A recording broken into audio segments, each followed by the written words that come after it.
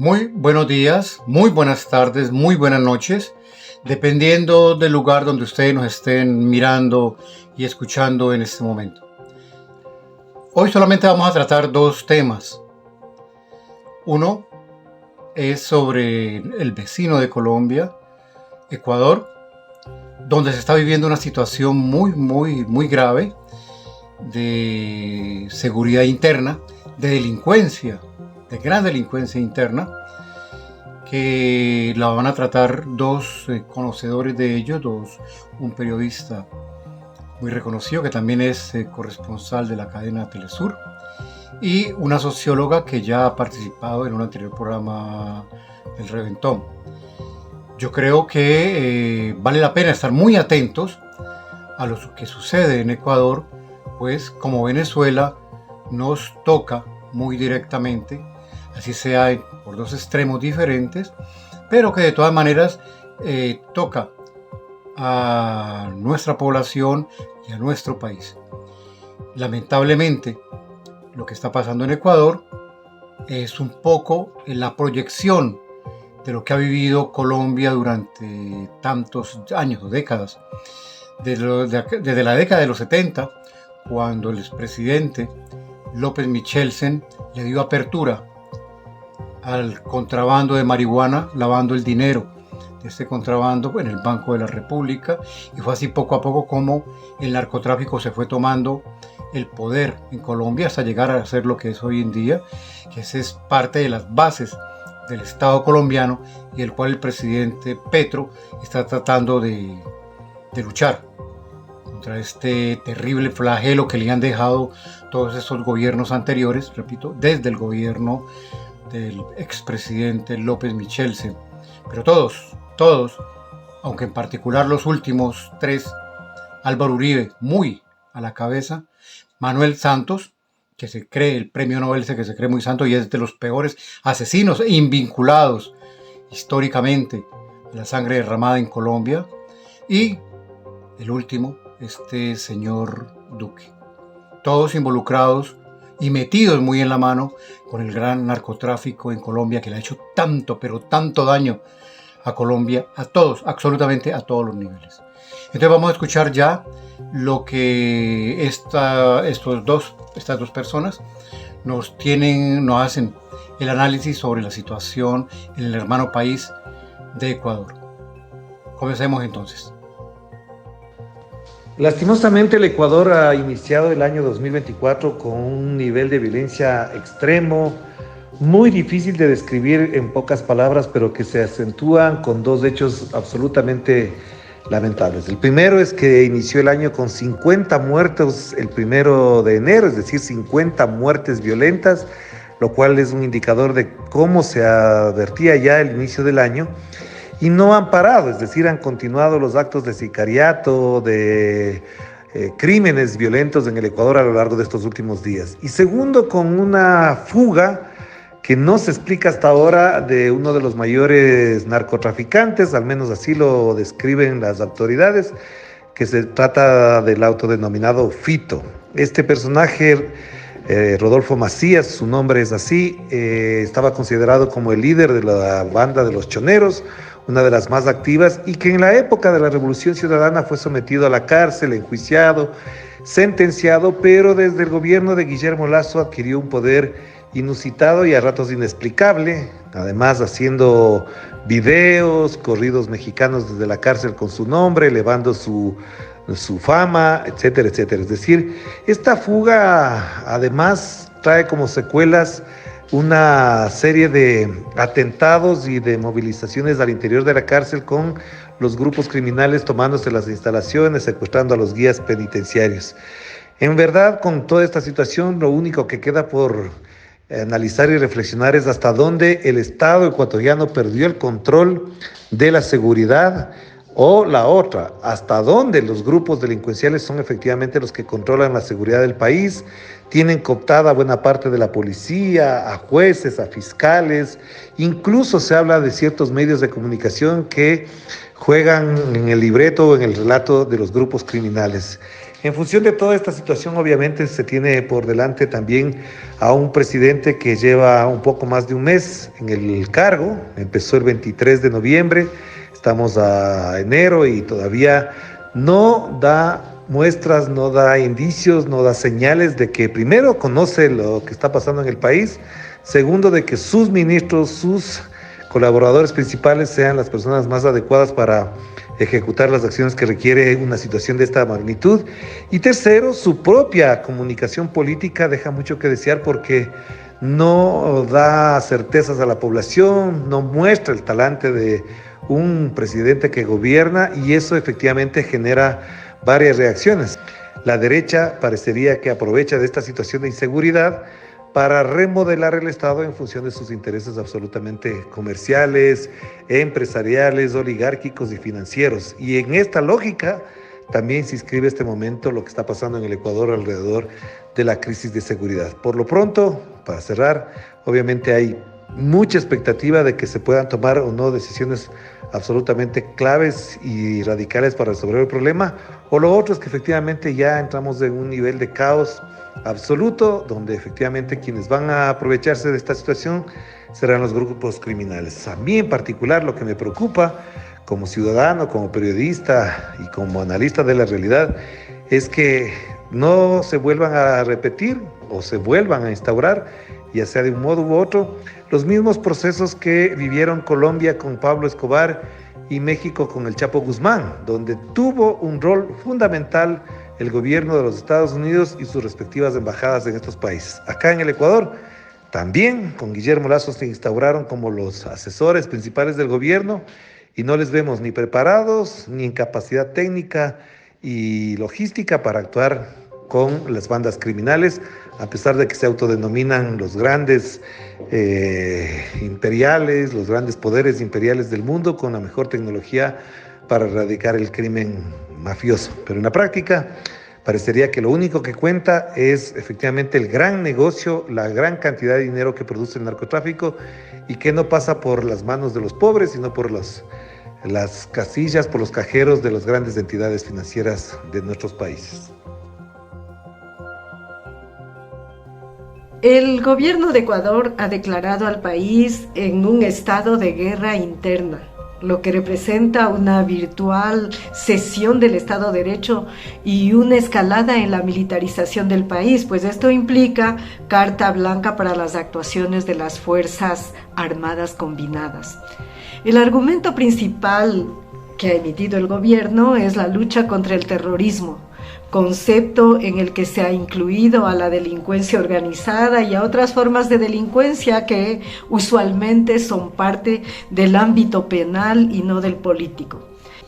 Y justamente desde hace más de 6 años, con el retorno al neoliberalismo en 2017, el país está afectado por una incursión del crimen organizado, que ha encontrado varios nichos de actuación, entre ellos en actividades vinculadas al capital financiero, al sector de la importación, al comercio internacional y a áreas de actuación relacionadas con este tipo de negocios ilícitos.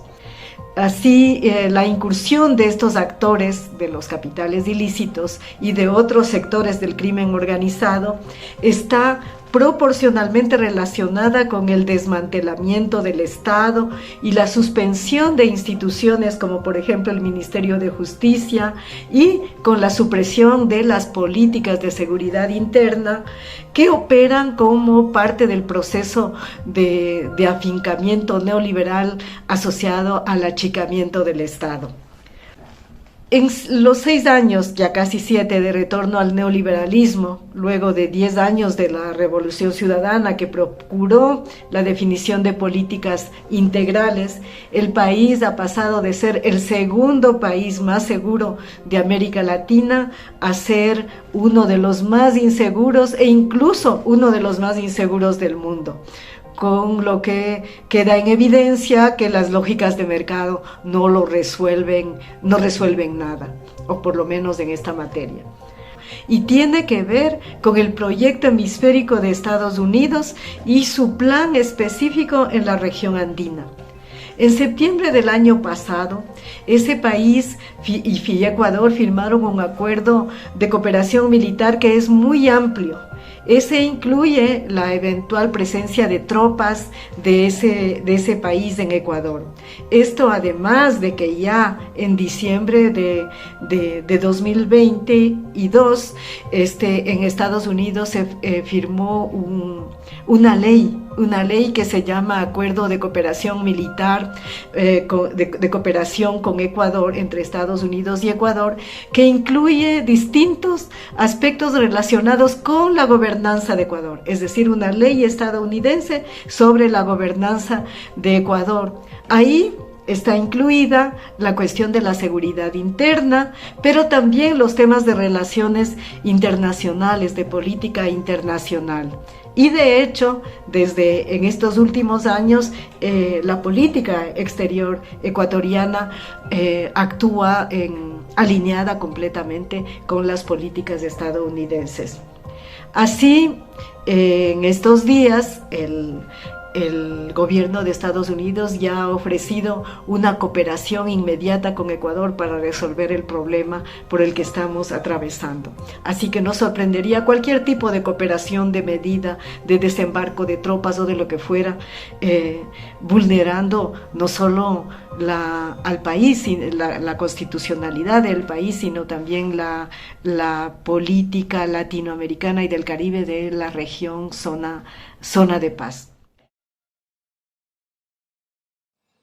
Antes de seguir, que debió haber sido lo primero que hablara después del saludo, y me disculpo que lo haya olvidado, es que la Palestina sigue luchando contra los genocidas del Estado de Israel, contra los sionistas israelíes que se quieren apoderar del poco territorio que ya le han dejado y acabar definitivamente con el pueblo palestino. No es una guerra entre Israel y Palestina, o Hamas. Es una guerra de Israel contra un pueblo que tiene poco para defender, pero se ha batido como un león, que es Palestina. Recordemos, Palestina está convertida en el más grande cementerio de los niños en el mundo, y uno de los más grandes cementerios en la historia de la humanidad. Israel pasó de vivir el holocausto en carne propia a estarle aplicando el holocausto al pueblo palestino. Pero bueno, entonces ahora con estas breves palabras sobre Palestina y sobre la necesidad de continuar apoyando a Palestina y continuar apoyando al presidente Petro, que ha tenido el honor, que ha tenido la dignidad de apoyar al pueblo palestino y que en estos momentos está apoyando a Sudáfrica, llevando a juicio en el Tribunal Internacional de La Haya a Israel por crímenes de lesa humanidad, crímenes de guerra. Entonces, por favor, que no se olvide que el presidente Petro, así como el presidente de Brasil y de otras muy pocas naciones, están teniendo el decoro y la dignidad de apoyar a Sudáfrica para que se lleve a Israel ante los tribunales internacionales de La Haya. Entonces ahora vamos con lo que les decía de Cuba. Cuba está señalado por Estados Unidos como un país que fomenta el terrorismo. Y esto no sería tan grave, esta gran mentira, esta que produciría risa, si no es porque esto le cierra totalmente todas las posibilidades de comercio internacional, de financiamiento de muchos de sus productos, hasta los productos alimenticios, más de los que ya lo tiene con el bloqueo impuesto por Estados Unidos y la ley Helburto. Además, está en esta lista también por Colombia, por culpa de un señor denominado Iván Duque, porque él le pidió a Estados Unidos, y Estados Unidos lo hizo con todo el placer, de incluir a Cuba en la lista de países terroristas. Y esto no les digo más, esto lo vamos a desarrollar aquí en pocos segundos. Pero también yo quiero reconocer cómo la política internacional colombiana ha cambiado con el presidente Petro, y esperemos que siga así. Y esto le ha dado también mucha imagen y un gran, ¿cómo se dice?, honor al presidente Petro a nivel internacional, una imagen totalmente diferente a los anteriores gobernantes colombianos, que han sido una porquería para la dignidad de Colombia a nivel internacional y ni se diga a nivel nacional. Entonces, vamos a ver qué es esta situación de Cuba y por qué Estados Unidos y qué significa que Estados Unidos la tenga en la lista de países terroristas. Adelante.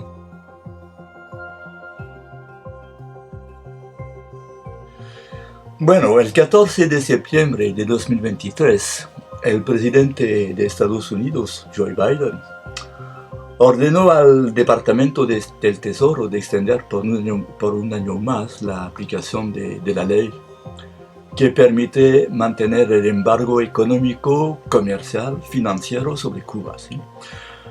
Bloqueo que, lo sabemos, es el elemento central de la política de Estados Unidos hacia Cuba por más de 6 décadas, ¿sí? 6 décadas.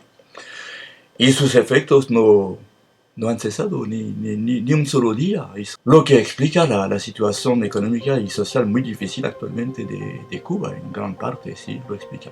Unos días después, Washington decide mantener un año más a Cuba en la lista de países muy peligrosos patrocinadores del terrorismo, ¿sí? Una historia de loco. Sí, la inclusión de Cuba en el listado fue en enero de 2021, ¿sí? Y fue una de las últimas decisiones de la administración del republicano Donald Trump antes de dejar el poder. Y Estados Unidos justificó la medida aludiendo la presencia en la isla de miembros de la guerrilla colombiana del Ejército de Liberación Nacional, que viajaron a La Habana para iniciar negociaciones de paz con el gobierno de Colombia, ¿sí? Con un acuerdo con el gobierno de Colombia, firmado por el presidente de Colombia, Juan Manuel Santos. Y bueno, actualmente la administración del demócrata Joe Biden, como Donald Trump, considera en un informe que fue publicado hace unos días que el gobierno cubano no respondió formalmente a las solicitudes de extradición de los líderes del ELN, que fue pedido por el gobierno derechista Iván Duque, ¿sí? Ultraderechista Iván Duque. Y claro que Cuba no violó los acuerdos que había firmado con el gobierno de Colombia, ¿sí? Entonces, bueno, en ningún caso Cuba es un país terrorista.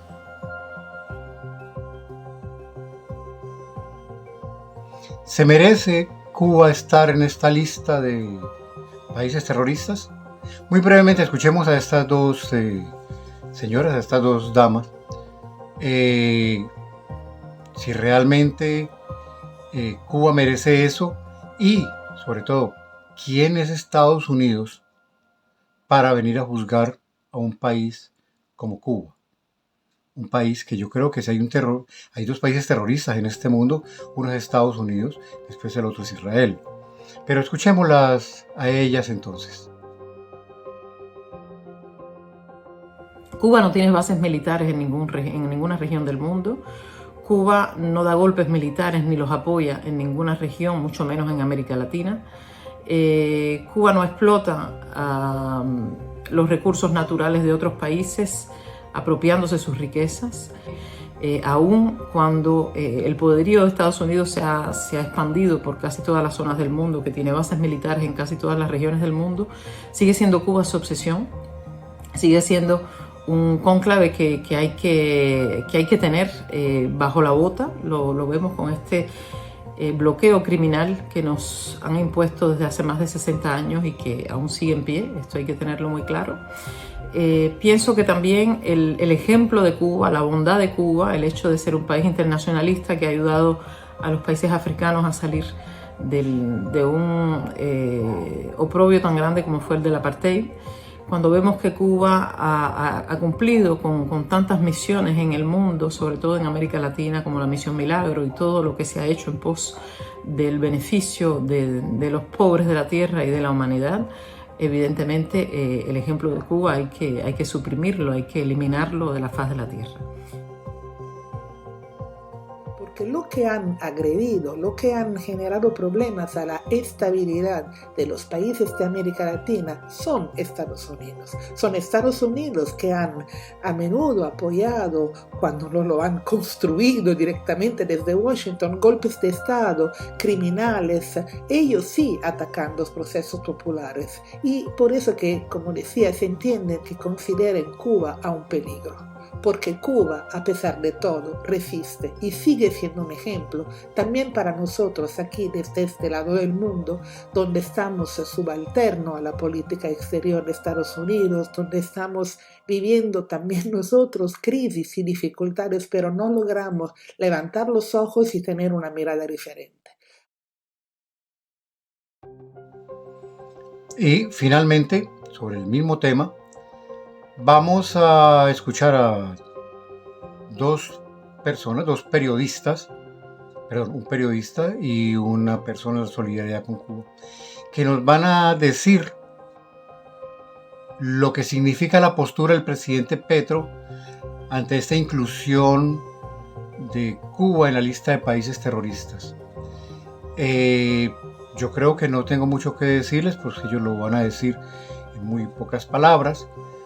Pero lo cierto es que el presidente Petro, con esta actitud que ha tenido ante Cuba, de pedirle a Estados Unidos que lo saque de la lista de países terroristas, que lo saque y que además que también levante el bloqueo que tiene Estados Unidos contra Cuba para que su economía, para que su pueblo pueda comer, para que su pueblo pueda respirar. Perdón. Esa dignidad que ha tenido el presidente Petro para confrontar al Estado de Israel diciéndole que sí, que es un Estado terrorista y que está cometiendo crímenes de lesa humanidad y que está asesinando niños en Gaza, en Palestina. Yo creo que hay que aplaudirlo, hay que darle el apoyo. Además de eso, seguirle diciendo, presidente, usted tiene que continuar así, a nivel internacional, pero también a nivel nacional, tratando de cambiar ese Estado, un Estado que es el Estado colombiano, un Estado putrefacto, y que el presidente Petro, eso es lo que encontró, un Estado putrefacto. Recordemos, porque siempre es importante recordar, que el presidente Petro es el gobernante de un país, él no es el gobernante del Estado, aunque puede hacer muchas cosas como presidente, como gobernante, pero también tiene una cantidad, comenzando por la gran prensa, que lo cierra o lo cansa, como están tratando de hacer, con pequeños problemas, con unas difamaciones increíbles, pero de todas maneras el Estado colombiano está muy bien estructurado y es un Estado narcotraficante todavía, paramilitar. Y contra eso es que está luchando el presidente Petro, que es una lucha bastante pesada, no solamente para él, sino para quienes en Colombia quieren cambiar o intentar cambiar o abrir el paso a cambiar ese Estado narcoparamilitar que le han dejado todos estos gobiernos anteriores a Colombia, y que el mundo lo sabe. Lo más tremendo es que el mundo lo sabe, que Colombia es un Estado narcoparamilitar y que este presidente Petro está tratando de cambiar. Una tarea tremendamente difícil, pero que ya con que aruñe un poco a ese Estado, ya es un buen comienzo para Colombia y los colombianos. Escuchemos entonces a estos dos amigos europeos. Se entiende que el ejemplo de paz de Cuba sea absolutamente incómodo, y por eso el gobierno de Estados Unidos pone al gobierno de Cuba en una lista de países supuestamente terroristas con el argumento tan absurdo de no haber entregado a una de las partes que negociaba en su territorio la paz de Colombia. Y con algo tan absurdo porque ahora una de las partes que negociaban, que siguen negociando esta paz, está pidiendo al gobierno de Estados Unidos sacar de esa lista al gobierno de Cuba. estar Cuba en esa lista de países supuestamente que amparan y protegen el terrorismo, lo que implica es más bloqueo económico, más bloqueo financiero, más penurias y más dificultad para comprar medicamentos. En ese sentido, bueno, pues hay que aplaudir las iniciativas del actual gobierno de Colombia, de Gustavo Petro, para eximir a Cuba de cualquier responsabilidad, al contrario, de aplaudir su papel de gestor y de impulsor de la paz en Colombia y aplaudir, por supuesto, todas las iniciativas para que el gobierno de Estados Unidos no solamente saque a Cuba de esta lista absolutamente absurda e injusta, sino que acabe con el bloqueo criminal sobre el pueblo cubano. Me alegra que el presidente Petro haya cambiado su actitud totalmente hacia Cuba y respeto también a su predecesora. La isla es el único país que siempre ha luchado con toda su fuerza para llevar la paz en el país sudamericano, para que la parte en conflicto pusieran fin a la guerra fratricida que había en este país. Finalmente, un presidente colombiano ha tenido la valentía, el coraje de decirle a Estados Unidos que basta ya con el bloqueo en contra de Cuba. Y finalmente, el mismo presidente Petro le pidió a Estados Unidos de quitar a Cuba del listado de países patrocinadores del terrorismo. Hasta ahora ningún presidente de Colombia había hecho esta cosa. Y yo, como presidente de la Asociación Nacional de Amistad Italia-Cuba, le agradezco mucho este gesto. Bueno, es todo por esta ocasión.